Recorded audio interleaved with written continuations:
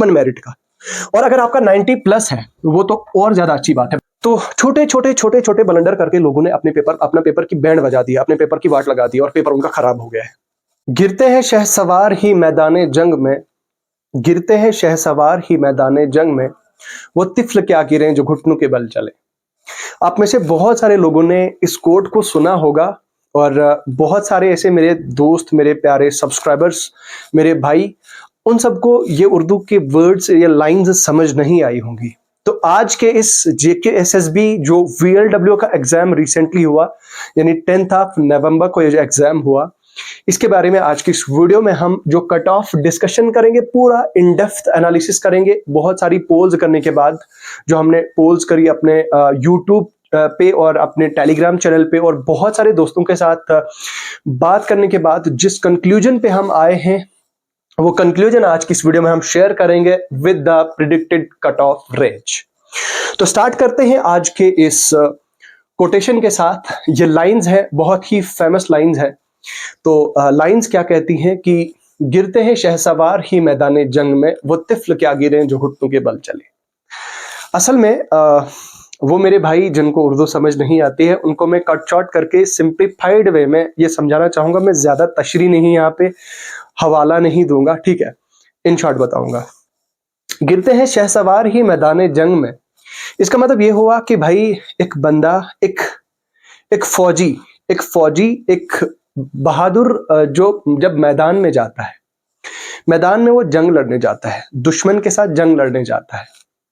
अब जब वो दुश्मन के साथ जंग लड़ने जाता है, उसे ये चीज पता नहीं होती है कि भाई मैं वहां से जिंदा लौट के आऊंगा या फिर मैं मर के आऊंगा, मैं मुर्दा आऊंगा। उसे ये चीज खबर नहीं होती, क्या मैं वहां से बैटल को जीत के आऊंगा या हार के आऊंगा, उसको इस चीज की खबर नहीं होती।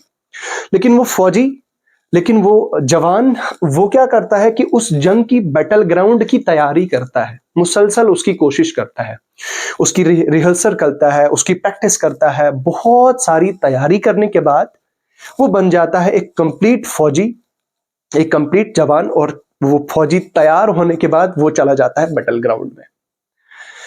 अब क्योंकि बैटल ग्राउंड में जाता है, उसे पता होता है कि मैं तैयार होके आया हूं, लेकिन उसको अपने रिजल्ट के बारे में पता नहीं होता कि भाई मेरा रिजल्ट क्या है, क्योंकि रिजल्ट उसके हाथ में नहीं है। उसके हाथ में जो था वो स्ट्रगल था, उसके हाथ में जो थी वो ट्रेनिंग थी। तो ये बात बता रहा है कि गिरते हैं शहसवार ही मैदाने जंग में, वो तिफल क्या गिरे जो घुटनों के बल चले। अब ये जो फौजी ग्राउंड में गया है, आपकी बैटल ग्राउंड में गया है, तो वहां बैटल ग्राउंड में जाने के बाद मैक्सिमम पॉसिबिलिटी ये भी हो सकती है कि वो हार के आएगा, पॉसिबिलिटी ये भी हो सकती है कि जीत के आएगा। अब ये कहता है कि भाई वो फौजी ही है जो मैदान में हारता है, जो मैदान में हार के आता है, वो फौजी ही होता है। वो तिफल क्या गिरे जो घुटनों के बल चले। अब तिफल का मतलब होता है बच्चा, बच्चा जो क्रॉलिंग करता है, छोटा सा बच्चा, जो मासूम सा बच्चा क्रॉलिंग करता है, उस बच्चे को तिफल बोलते हैं। और यहां पे बता रहा है कि वो तिफल क्या गिरे जो घुटनों के बल चले। और ये बता रहा है कि भाई वो बंदा जो कैपेबल ही नहीं है, जो ग्राउंड में जाता, जो मतलब ऊपर उठ नहीं पाता है, जो क्रॉलिंग करता है, वो क्या गिरेगा भाई, क्योंकि वो नीचे ही होता है, लेटा ही होता है, वो जमीन पर ही होता है, वो ऊपर नहीं उठता है, वो चलता नहीं है, वो हार्डशिप्स को फेस नहीं करता है, ठीक है। तो अब वो नीचे ही होता तो वो क्या गिरेगा। कहने का मतलब ये है कि वो बंदा जिसने कोई तैयारी नहीं की, विदाउट प्रेपरेशन चला गया था, यानी कि विदाउट प्रेपरेशन है, प्रिपेयर्ड नहीं है, तो वो क्या भाई, वो क्या गिरेगा, क्योंकि वो तो पहले ही से नीचे है ना। अब वो लोग जो तैयार होके गए, गिरना तो उन्होंने ही है, ठीक है। तो कहने का मतलब यही है कि गिरते भी वही है जो शहसवार होते हैं, जो जवान होते हैं, जो उस चीज के लिए प्रिपेयर्ड होते हैं। तो आई होप मेरी इन लाइंस को, मेरी नहीं है, ये एक फेमस शायर है, मैं माफी चाहूंगा, मुझे नाम याद नहीं आ रहा है, तो उनकी ये कही गई लाइंस है। आई थिंक शायद डॉक्टर इकबाल साहब की हैं ये लाइंस। तो आप मुझे करेक्ट कीजिएगा, माफी दीजिएगा अगर शायद ये मैं गलत होऊंगा, तो आप मुझे बता दीजिएगा। सीधा स्ट्रेट फॉरवर्ड जंप करते हैं अपने आज के इस अपडेट को लेके और बात करते हैं। कल मैंने एक वीडियो डाला था स्क्रीन रिकॉर्डिंग करके, बिकॉज मैं खुद जो है वो मेरी खुद हेल्थ का इशू था कुछ, एंड सिक्स एक बार आपके सामने आया जाए और पूरा जो एक डिटेल्ड और इन डेप्थ एनालिसिस है वो किया जाए। ठीक है, सीधा स्ट्रेट फॉरवर्ड बात करते हैं आपके कट ऑफ को लेके। देखिए जेकेएसएसबी वीएलडब्ल्यू का एग्जाम जो है दोस्तों, एग्जाम की अगर बात करें तो the level of the paper was moderate. ठीक है, level of the paper was moderate. आप में से बहुत सारे लोग कहेंगे कि भाई इजी था। इजी नहीं था भाई, इजी नहीं था।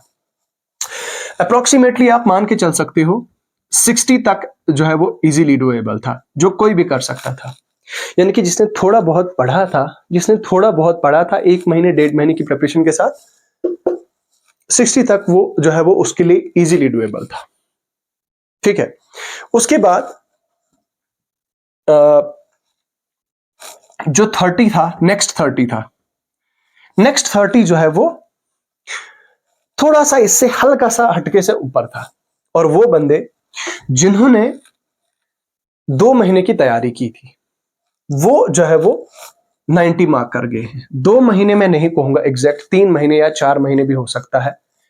तो जिन बंदों ने ऑनेस्टली तैयारी की थी, मॉक टेस्ट दिए थे, मैं मॉक टेस्ट पे आगे आपको बताऊंगा मैं मॉक टेस्ट की यहाँ पे क्या इंपॉर्टेंस है और लोगों ने क्या क्या ब्लंडर किए हैं इस वीएलडब्ल्यू के पेपर में। जो लोग 8-8 महीने से पढ़ रहे थे, पिछले 1 साल से पढ़ रहे थे वीएलडब्ल्यू के लिए, भाई वो ब्लंडर करके आए हैं पेपर में, वो मैं आपको आगे बताऊंगा। लेकिन फिलहाल आप ये सुनिए, 90 तक मेरा मानना ये है कि भाई पेपर जो है वो पेपर का लेवल, मतलब पेपर कर सकता था जिसने पढ़ा था। ठीक है, उसके बाद नेक्स्ट आता है जो 30 थे। 30 में से मैं मानता हूं, मेरा ये एनालिसिस है, सेल्फ एनालिसिस है, कि मैथ्स के ऐसे क्वेश्चंस थे, मैं आप सब्जेक्ट वाइज बताता हूं आपके। Maths, let me change the marker first. Maths के ऐसे कुछ क्वेश्चंस थे, मैथ्स के मेरे हिसाब से कोई 8 के आसपास ऐसे क्वेश्चंस थे। मैथ्स के 8 के आसपास ऐसे क्वेश्चंस थे, थोड़े मॉडरेट लेवल के थे, कैलकुलेटिव थे। ठीक है, थोड़े कैलकुलेटिव थे। और उसके बाद रीजनिंग के भी मेरे हिसाब से कम 4 से 5 ऐसे क्वेश्चंस थे जो थोड़ा सा ट्रिकी थे, टफ नहीं थे, मैं इसे भी मॉडरेट कैटेगरी में डालूंगा। उसके बाद कंप्यूटर के भी जो है वो आप 4 क्वेश्चन मान के चल सकते हैं, 4 से 5, लेट इट बी 5। 5 क्वेश्चंस ऐसे थे जो मॉडरेट लेवल के थे, मतलब जिसने थोड़ा सा हाई लेवल, अपना लेवल जो है वो ऊपर किया होगा, उसने ये भी किया होगा। उसके बाद है आपका जीके के 24 में से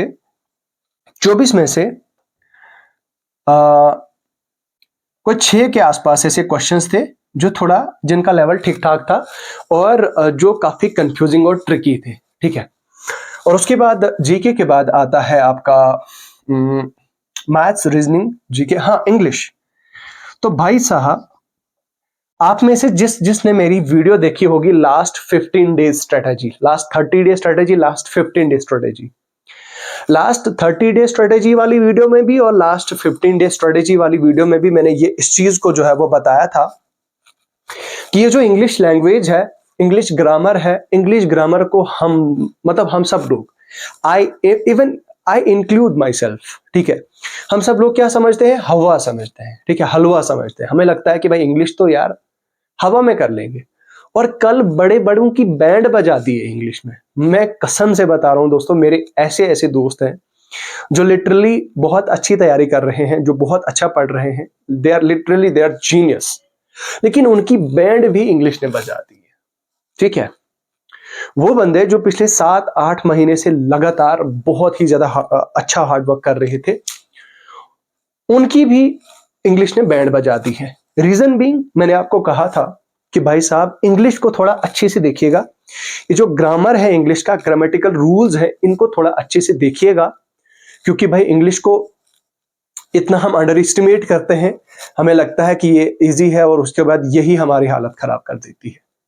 तो कमिंग टू द पॉइंट, जो इंग्लिश का जो क्वेश्चंस थे 24 में से आपके कम से कम 17 ऐसे क्वेश्चन थे, 17 ऐसे क्वेश्चंस थे जो ठीक थे, और उसके अलावा जो बाकी थे 7 क्वेश्चंस, 7 क्वेश्चंस, 7 क्वेश्चंस ऐसे थे जो मॉडरेट लेवल के थे और बहुत ज्यादा कंफ्यूजिंग थे। ठीक है, टेंसेस के थे, कुछ टेंसेस के थे, कुछ मॉडल्स के थे और हाँ प्रीपोजिशन के। तो ये चीज थी। तो ये ओवरऑल आपका एनालिसिस है। कल मैं प्रॉपर खुल के जो है वो इस चीज को लेके नहीं बता पाया, तो आज मैं आपको पूरा खुल के ये चीज बता रहा हूं। तो ये था, अगर आप इसे कैलकुलेट करेंगे तो मैं ज्यादा नहीं कहूंगा भाई, मैं ज्यादा नहीं कहूंगा, अप्रोक्सीमेटली 20 से 25 के आसपास, 20 से 25 के आसपास ऐसे क्वेश्चंस थे जो मॉडरेट लेवल के थे, अच्छे लेवल के थे भाई, अच्छे लेवल के थे। और अगर आपने लगातार पिछले 3 महीने से 4 महीने से अगर आपने मॉक टेस्ट रेगुलरली दिए, अगर आपने अच्छी प्रैक्टिस की थी, मॉक टेस्ट देने का मतलब क्या होता है? Now let's discuss something about the mock test. भाई मैं कट ऑफ पे आऊंगा, मैं चाहता हूं कि आज आपके सामने खोल खोल के सारी चीजें बताई जाएं ताकि आपको समझ आ जाए। ठीक है, तो क्या है कि what are the mock test? Mock test क्या है? मॉक टेस्ट भाई ये एक ऐसे टेस्ट होते हैं जो आपको रेगुलरली आपका जो इंप्रूवमेंट है आपको इंप्रूव करते हैं। ठीक है, मुझे एक बात बताओ, जब हमारी इंडियन क्रिकेट टीम जो है वो वर्ल्ड कप में जाती है, वर्ल्ड कप खेलने जाती है, मुझे एक बात बताओ, बगैर रिहर्सल के, बगैर प्रैक्टिस के, बगैर टेस्ट मैचेस के क्या वो खेलते हैं? बिल्कुल भी नहीं। ठीक है, इसके अलावा कोई और स्पोर्ट्स लो, ठीक है, कोई किसी भी तरह का कोई और स्पोर्ट्स लो, तो किसी भी दूसरे स्पोर्ट्स में जब एक्चुअल परफॉर्मेंस होती है, एक्चुअल परफॉर्मेंस यानी कि फाइनल होता है, फाइनल से पहले जो स्पोर्ट्समैन होता है वो बहुत ज्यादा हार्ड वर्क करता है, वो बहुत ज्यादा मेहनत करता है, टेस्ट करता है, खेलता है, प्रैक्टिस करता है, अपने आप को जो है वो एनालिसिस, सेल्फ एनालिसिस करता है, क्या मैं कर पाऊंगा या नहीं, और मैंने इस मैच में ये गलती करी, अगले मैच में ये गलती करी, वो उन गलतियों को सुधारता है। और आप में से मेरे हिसाब से जो मैं मानता हूं 80% ऐसे लोग थे जिन्होंने मॉक टेस्ट, तो भाई मॉक टेस्ट का जिनको आइडिया तो है लेकिन मॉक टेस्ट के बारे में जिन्होंने कभी सोचा ही नहीं, और उन्होंने मेहनत भी बहुत ज्यादा की है। उन लोगों ने, वो लोग जिन लोगों ने बहुत ज्यादा मेहनत की है, पिछले 7 से 8 महीने से प्रैक्टिस कर रहे थे, पढ़ रहे थे भाई, सारा कुछ पढ़ा था, लेकिन बस वही प्रैक्टिस करते जा रहे हैं, नोट्स को रिवाइज करते जा रहे हैं, कोई मल्टीपल चॉइस क्वेश्चंस की प्रैक्टिस नहीं कर रहे हैं, कोई मॉक टेस्ट नहीं दे रहे हैं। तो भाई साहब सेल्फ एनालिसिस, सेल्फ इवेल्युएशन जो है वो जब आपने किया नहीं, तो भाई कहां से आप जो है एक्सपेक्ट कर सकते हो कि फाइनल एग्जाम में आप बहुत अच्छा स्कोर करोगे? You can not expect this.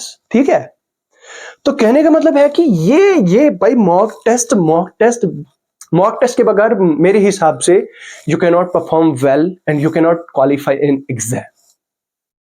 और एक यूनिवर्सल और एक कड़वी बात बताता हूं, getting a government job is not everyone's cup of T, ये मेरी बात याद रखना। ठीक है, अभी अप्रोक्सीमेटली अगर देखा जाए, कैलकुलेशंस अगर लगाई जाए, तो वीएलडब्ल्यू के एग्जाम में आपके अप्रोक्सीमेटली 1,85,000 के आसपास ऐसे एस्पिरेंट्स थे जिन्होंने एग्जाम दिया है। मैं आपको बताता हूं, जिसमें ये मेरा एक रफ कैलकुलेशन है, जिसमें मेरे हिसाब से कोई 20,000 के आसपास ऐसा बच्चा था जिन्होंने, जो पढ़ने की कैटेगरी में आते। उसके बाद फाइनली आप 5,000 को आप मान सकते हो, ये जो कंपटीशन है वो 5,000 बच्चों के बीच में है, 5 से 8,000 के बीच में ये कंपटीशन है। तो पीछे अगर आप देखोगे, जो पंचायत अकाउंट असिस्टेंट का एग्जाम हुआ था, उस टाइम पे हमारे जेएंडके में इतनी ज्यादा अवेयरनेस बच्चों को नहीं थी, बच्चे इतने ज्यादा अवेयर नहीं थे, बच्चों को कंपटीशन चीज पता नहीं थी, बच्चों को जो है वो बच्चों ने इतना पढ़ा नहीं था, और इनफैक्ट जेएंडके में हमारे इतने यूट्यूब चैनल्स भी नहीं थे। अब वो तो लकीली ये हुआ कि भाई कोविड आ गया, लॉकडाउन आ गया, हमारे जेएंडके में भी टॉप यूट्यूबर्स आ गए, तो अपडेट्स वाले यूट्यूबर्स आए, in fact I am one of them.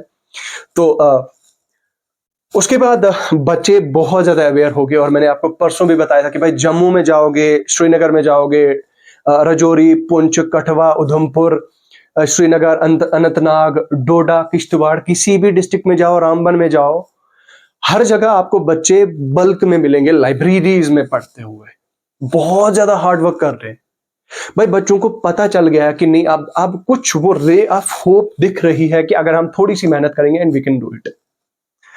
तो ये चीज है भाई, ठीक है। Now coming to the point कि अब जो मैंने आपको बताया कि 25 के आसपास ऐसे क्वेश्चंस जो मॉडरेट लेवल के थे। अब कुछ जनाब हैं, कुछ मोहतरम हैं, मैं उनका नाम नहीं लूंगा यहां अपनी वीडियो में। I am not here to demean, I am not here to like defame anyone, लेकिन कुछ लोग ऐसे हैं, जनाब जैसे कुछ जनाब ऐसे हैं, वो क्या कह रहे हैं कि भाई जो कट ऑफ है वो कट ऑफ 95 प्लस जाएगा। कुछ जनाब ऐसे बोल रहे हैं कि भाई कट ऑफ तो 100 प्लस जाएगा। कुछ जनाब बोल रहे हैं कि 90 प्लस जाएगा। तो मेरी जो प्रेडिक्शन है वो साफ साफ है, ना 90 प्लस जाएगा, ना 100 प्लस जाएगा, ना 95 प्लस जाएगा। दैट मीन्स 100 के ऊपर जाने का तो बिल्कुल सवाल ही पैदा नहीं होता है। 95 प्लस जाने का बिल्कुल कोई सवाल ही पैदा नहीं होता है। और उसके बाद 90 प्लस होने का जो है वो कोई भी चांस नहीं है, ठीक है। बच्चों की हालत खराब हो गई है। जब मैंने पोल शेयर किया अपने YouTube चैनल पे, आप देखोगे, आप जरूर मेरे YouTube चैनल पे, मेरे टेलीग्राम चैनल पे मैं वो स्क्रीनशॉट शेयर करूंगा। आप वहां पे पोल देखना, लोगों ने क्या पोल किया और क्या ब्लंडर किया है, लोग किस स्कोर की रेंज में जो है वो किस कैटेगरी में सबसे ज्यादा लोग हैं, ठीक है। तो छोटे छोटे छोटे छोटे ब्लंडर करके लोगों ने अपना पेपर की बैंड बजा दी, अपने पेपर की वाट लगा दी और पेपर उनका खराब हो गया है। नाउ द थिंग इज कि भाई कट ऑफ इतना ज्यादा नहीं जाएगा, कितना जाएगा वो मैं आगे आपको बताऊंगा, ठीक है। लेकिन उससे पहले let's dive into the number of categories, number of vacancies. देखिए, वैकेंसीज का जानना बहुत ज्यादा जरूरी है आपके लिए before getting into the fact, before getting into the discussion of this cut off. जो टोटल नंबर ऑफ वैकेंसीज है वो 1395 है, 1400 वैकेंसीज है, ठीक है। अब 5 मैंने अपनी बढ़ा ली, लेकिन आप उसके आसपास मान के चल लो यार, ठीक है, 14 के आसपास, जिसमें ओपन मेरिट की 697 पोस्टें हैं, आरबीए की 145 है, एससी की 118 है, एसटी की 138 है, ईएलसी की 54 है, ईडब्ल्यूएस की 132 है, पीएसपी की 57 है, ओएससी की भाई 54 है।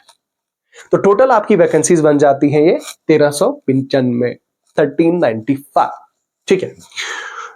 अब ये जो कट ऑफ होता है दोस्तों, कट ऑफ के लिए 3 ऐसे मेजर फैक्टर्स होते हैं जो बहुत ज्यादा जरूरी होते हैं, और इन्हीं कट ऑफ, इन्हीं फैक्टर्स के बेसिस पे आप कट ऑफ जो है वो प्रिडिक्ट करते हो, और कट ऑफ को प्रिडिक्ट किया जा सकता है। सबसे पहले नंबर ऑफ वैकेंसीज, उसके बाद total number of students appeared, and then finally is level of paper, ठीक है।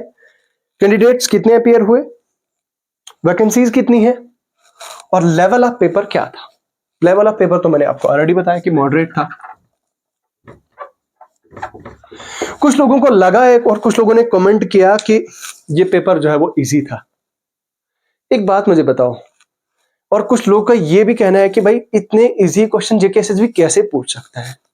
मुझे एक बात बताओ, ये जो वीएलडब्ल्यू की पोस्ट है, इसमें जो वैकेंसीज है, आई मीन सैलरी लेवल क्या है, सैलरी लेवल लेवल 2 है, विच मीन्स 19,900 इसकी बेसिक सैलरी है। और अगर आप सारे अलाउंसेस मिला के बात करोगे तो which will be equal to 28,000 के आसपास, 28,000। ये मैं आपको रफ कैलकुलेशन बता रहा हूं कि 28,000, 27-28,000 के आसपास इनकी ग्रॉस मतलब इन हैंड सैलरी बनेगी। ग्रॉस तो मुझे लगता है 29 के आसपास जाएगी, फिर एनपीएस वगैरह में वो जो जितना भी कटेगा, तो उसके बाद मुझे लगता है 27 से 28 के आसपास जो है वो टोटल सैलरी बनेगी इसकी। अब इसका लेवल जो है वो 2 है, लेवल 2 है, तो इसका लेवल थोड़ा सा कम होने की वजह से जेकेएसएसबी ने इस तरह का पेपर डाला था, इस तरह के क्वेश्चंस डाले थे, और पेपर को इस तरह का इस लेवल का ट्रिकी बनाया कि मैक्सिमम लोगों की बैंड बज गई, ठीक है। और पेपर जो है वो करके जब बच्चे जो है वो एग्जाम हॉल से निकले थे और उनका ये कहना था कि कट ऑफ तो 100 प्लस जाएगा भाई, 100 से नीचे सवाल ही पैदा नहीं होता। लेकिन फिर जब घर आए, आंसर चेक किए, क्वेश्चन गलत हो गए हैं, आंसर की आ गई, और आंसर की आने के बाद तो और भाई हालत खराब हो गई, फिर बच्चे सीधा 100 से सीधा 90 आ गए। तो ये सीन हो गया। तो कहने का मतलब यह है कि जेकेएसएसबी ने ये लेवल 2 की पोस्ट है, इसमें इसी तरह, इसीलिए जो है वो मेरे हिसाब से थोड़ा सा जो है वो क्वेश्चंस का लेवल कम रखा था। ऑन द अदर हैंड अगर आप जेकेपीएसआई का देखोगे, जेकेपीएसआई का पहला वाला जो ओएमआर हुआ था उसका भाई तगड़ा लेवल था। टफ नहीं कहूंगा मैं, ना मैं इजी कहूंगा, वो भी मॉडरेट लेवल का था, लेकिन वो अलग ही लेवल का क्वेश्चन पेपर था। ठीक है, वो सही लेवल का पेपर था। बाकी जो जेकेपीएसआई का दूसरा एग्जाम हुआ आपका सीबीटी, उसके बारे में आई नॉट टॉक हियर, क्योंकि इसका और उसका कोई कंपैरिजन ही नहीं है। वो शिफ्ट्स में हुआ है, उसके अलग अलग टफ पेपर आए, उसकी नॉर्मलाइजेशन हुई है, उसके बारे में हम यहाँ पे बात नहीं करेंगे। बट द फैक्ट इज कि जेकेपीएसआई में आपने बहुत अच्छा लेवल देखा था आपकी पेपर का, और यहां पे जो है वो पेपर का लेवल थोड़ा सा क्वेश्चंस जो है वो क्या कहते हैं कि जेकेएसएसबी ने फुल टॉस की तरह दिए थे आपको। ठीक है, तो नाउ द थिंग इज कि to conclude the video and the discussion over here, बात करते हैं आपके कट ऑफ को लेके। देखिए मेरे दोस्तों, ये कट ऑफ का जो प्रिडिक्शन है, सबसे पहले तो मैं ये बता दूं आपको कि ये कट ऑफ की प्रिडिक्शन कभी भी सही नहीं होती है। कितना भी महाज्ञानी हो, कितना भी बहुत बहुत खतरनाक आदमी, कितना भी ज्यादा एक्सपर्ट अगर आदमी हो, ही और she can not predict the cut off exactly, but cut off को एक स्पेसिफिक रेंज में जो है वो डिस्कस किया जाता है। मैं आपको ये नहीं बोल सकता कि भाई 90 87 पॉइंट समथिंग इतना कट ऑफ जाएगा ओपन मेरिट का, नहीं, but I can say the range. तो दैट मीन्स वो रेंज जब आपको पता चल जाएगी, उस रेंज का अगर आपका स्कोर होगा तो आप अपने आप को सेफ मानोगे। ठीक है, मतलब कहने का मतलब यह है कि मैं आपको एक रेंज बताता हूं, उस रेंज के अंदर आपका स्कोर अगर है या उस रेंज के ऊपर आपका स्कोर है, देन आप अपने आप को सेफ मानिए, आप सेफ जोन में हो और आपकी जॉब पक्की है, आप ये मान के चल सकते हो। Till the time the result comes, तो तब तक आप ये चीज मान सकते हो। ठीक है, नाउ ओपन मेरिट का जो कट ऑफ है, ओपन मेरिट का कट ऑफ जो है वो आपका, अगर आपका स्कोर 85 से 90 के बीच में है तो भाई साहब आप अपने आप को सेफ मान सकते हो ओपन मेरिट का। और अगर आपका 90 प्लस है वो तो और ज्यादा अच्छी बात है भाई, फिर आप अपने आप को सेफ मानिए। 90 प्लस वाला 90% से ज्यादा चांसेस हैं कि 90 प्लस वाले का अच्छा खासा जो है वो यहां पे चांस बन रहा है। आरबीए की अगर बात की जाए तो भाई आरबीए का सिर्फ प्लस माइनस 2 ही होता है, 2 या 3, इससे ज्यादा नहीं जाता। मतलब अगर ओपन मेरिट का 86 जाएगा तो भाई आरबीए का 84.45 या ऐसा कुछ जाएगा, या 85 जा सकता है, इससे कम नहीं जाएगा। बट आप एससी और एसटी का थोड़ा सा ड्रॉप एक्सपेक्ट कर सकते हो, 4-5 नंबर का, 7 नंबर का, 84 के आसपास, 83 के आसपास। दैट मीन्स अगर मैं ओवरऑल, अब यहां पे मैं कैटेगरी वाइज नहीं बताऊंगा, अगर आपका जो है वो कोई भी कैटेगरी है, अगर आप ओपन मेरिट में, ठीक है, अगर आप किसी भी कैटेगरी में 80 से लेकर 90 के बीच में है तो आप अपने आप को सेफ मानिए। फिलहाल आपने स्कोर अच्छा किया है, आप 80 से 90 के बीच में अपने आप को सेफ मानिए। बिलो नीचे मैं थोड़ा सा कहूंगा कि थोड़ा सा ज्यादती हो जाएगी।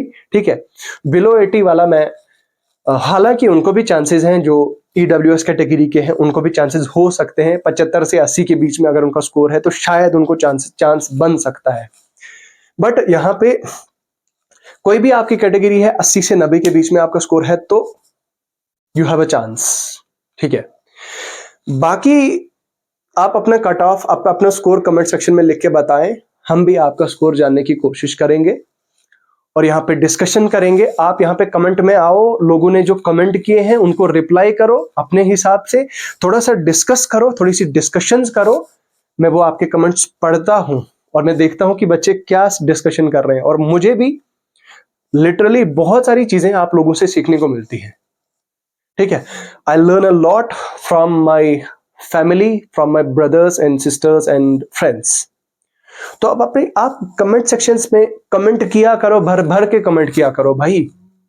ठीक है, कोई बच्चा गाली लिख रहा था, कोई बच्चा अब्यूज कर रहा था, तो जो अब्यूज करता है तो अब्यूज को मैं अब्यूज के साथ, वो जो अब्यूज करता है तो अब्यूज के साथ में उसको आप कभी पढ़ लेना, जो मुझे अब्यूज करता है मैं उसको किस तरह से उसको रिप्लाई करता हूं वो आप खुद देख लीजिएगा। ठीक है, हो सकता है उस बंदे का नजरिया ही वैसा हो लाइफ का, हो सकता है वो बेचारा अपनी लाइफ में वैसा ही नेगेटिव हो। ठीक है, तो ये चीजें होती हैं। बाकी ये कट ऑफ मैंने आपको बता दिया। मुझे लगता है वीडियो बहुत लंबा हो गया, मैं माफी चाहता हूं। बाकी यहीं पे आज के इस वीडियो को खत्म कर देते हैं। That's enough for today. बाकी मैं मिलूंगा आपसे बहुत जल्द एक नई वीडियो के साथ। मुझे अभी के लिए फिलहाल दीजिए इजाजत। खुदा हाफिज।